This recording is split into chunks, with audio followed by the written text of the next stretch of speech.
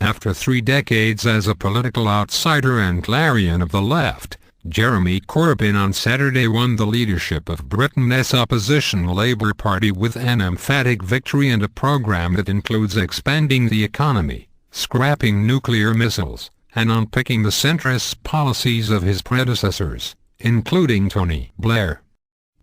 Mr. Corbyn, 66, won the Labour leadership overwhelmingly and with the backing of thousands of newly recruited supporters, and in doing so delivered one of the biggest upsets in modern British politics.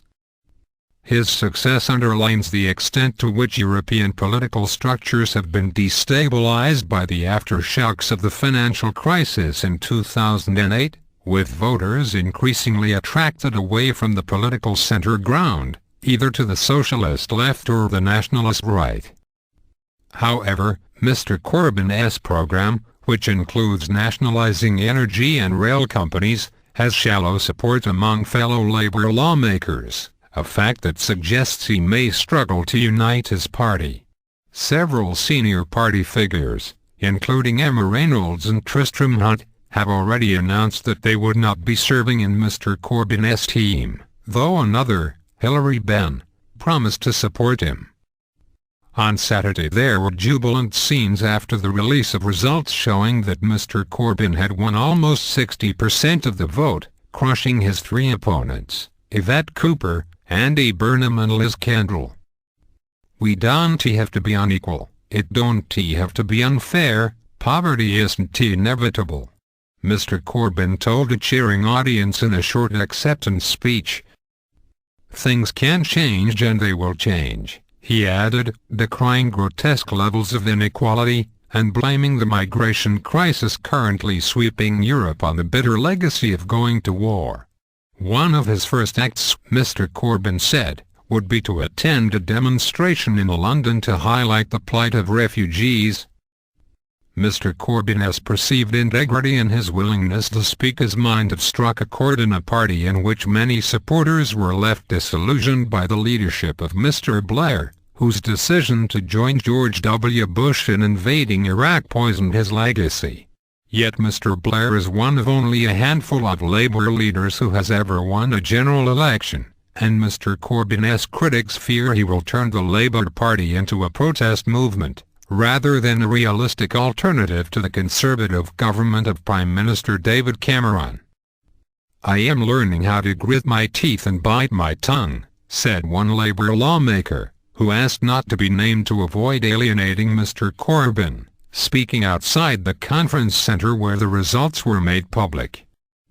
How long Mr. Corbyn's critics stay quiet remains to be seen. His parliamentary record as a serial rebel who frequently defied the party line will also make it hard for him to appeal for loyalty.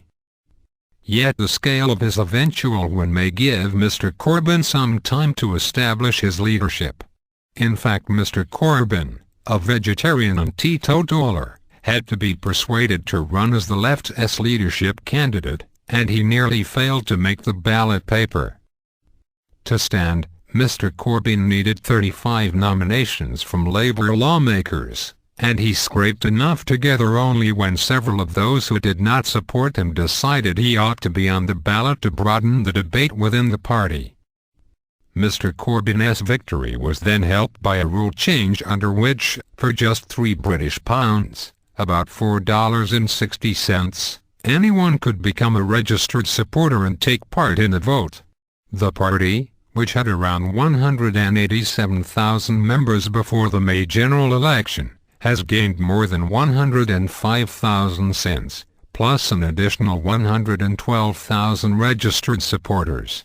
When those affiliated with the party, mainly through unions, are added, more than 500,000 people had the right to vote, and more than 420,000 ultimately took part.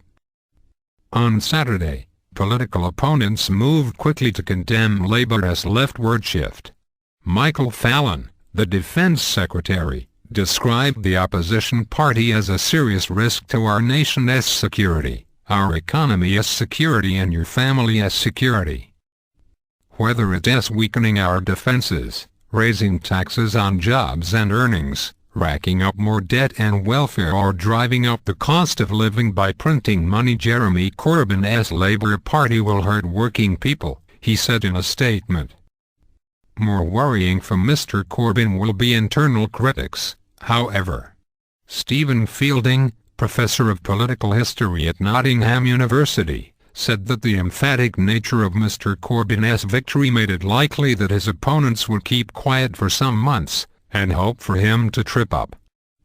I think there will be some kind of ceasefire, and that they will see how it goes, assuming that in 6 to 12 months, Labour's opinion poll position will start to fall, and then they can start acting more assertively, Mr. Fielding said. Doing so more quickly might risk the wrath of the party supporters, many of whom have been energized by Mr. Corbyn's campaign, Mr. Fielding added. On Saturday they thronged the conference centre where the results were announced, some cheering or chanting.